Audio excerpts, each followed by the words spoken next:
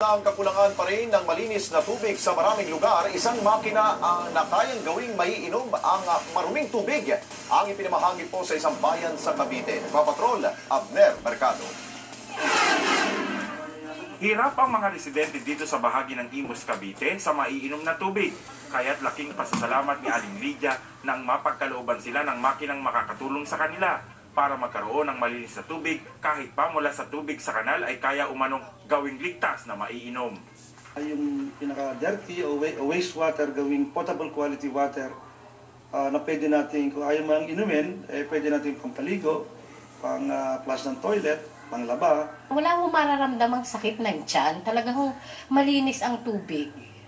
Halagang 500,000 piso ang ginugol sa isang buong makina na inimbento ni Harry Freires, pero sa ngayon, libre na munang ipinagkakaloob sa mga residente ang makina. Pagtagal po ng panahon, iiwanan na po ito ng tuluyan sa kanila ng Rotary Club. Kapag nakita po namin na kaya na nilang i-maintain sa sarili nila.